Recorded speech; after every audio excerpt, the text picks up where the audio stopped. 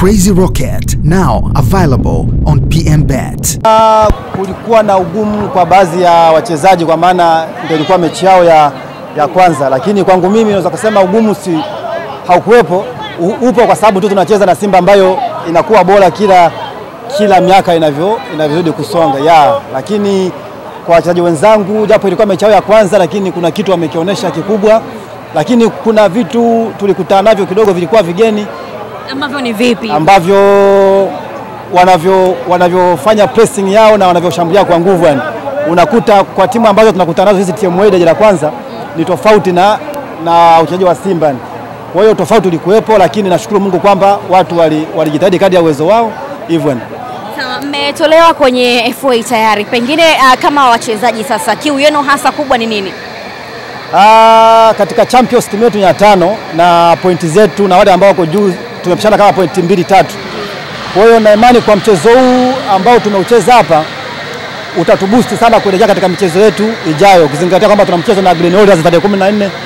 Na imani kuna kitu tutakuwa tumekipata na tutaenda kufanya vizuri katika mchezo wetu.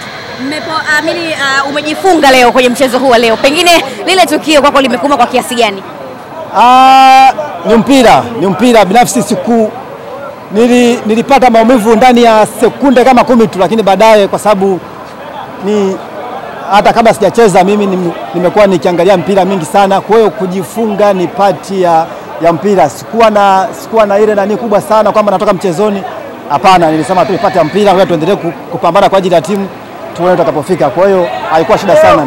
Uliporudi vyumbani kwenye dressing room mwalimu alikwambia kitu gani? Hakuzungumzia hata kidogo ile tukio. Sijui kwa nini, alijua tu ni mambo ya mpira. Hata kidogo hakugusia. Ambacho aligusia ni kwamba tufanyeje ili tupate matokeo mazuri au tufanyeje ili tusiweze kuruhusu magoli mengi. Kwa hiyo tulienda kupambana kwa hivyo vitu viwili yani. Kupambana kupata goli ikashindikana, lakini pia tukapambana ili tusipoteze magoli ambayo kidogo yangetuingiza kwenye, unajua ukijichanganya kwenye viwanja hivi wengine wanakula 6, 7, sasa inakuwa inapoteza morali kabisa. Lakini kwa hivyo tulipotoka hapa kuna kitu tumeondoka kama wachezaji tunajua tuko vizuri. Ulikuja na mpango thabiti wa kupunguza idadi ya magoli? Hamna, haukuwepo. Mpango wetu ulikuwa ni kushambulia kwa timing. Kwa kwamba ukicheza timu kama Simba uwezo ukacheza kwa kurupuka tu ama kwa kushambulia tu. Lazima ucheze kwa heshima kwa sababu ni watu ambao ni experience. Ukifunguka tu za vipi? Shari kabisa. Uko poa? Shari kasante ndugu yangu. Hongera bwana. Asante sana. Uko vizuri lakini? Niko poa. Sawa. Ukicheza na timu kama Simba utakiwi kufunguka sana. Ndio maana kuna watu walikuwa wanaona kama tunacheza tumerelax. Sio relax yani. Hatuwezi kufunguka sana kwa sababu tuliwaheshimu Simba ni. Tumeona sehemu ambayo wanapokonya mpira lazima wanafika golini kwako yani. Kwa hiyo ilikuwa tunacheza kwa tahadhari sana ili tusiache magepu hivyo. Kwa sasa ligi imekuwa na ushindani sana. Ni wachezaji gani ambao wanakuvutia sana kuwatazama kwenye ligi kwa sasa? Kuna wachezaji wengi wanafanya vizuri. Wengi sana. Kuna mchezaji yupo Ken Godi, Sambode Bwenzi. Anafanya vizuri, ni mdogo wangu, nishaka naye na Mungu, lakini na Mungu na fly namuona anafanya vizuri.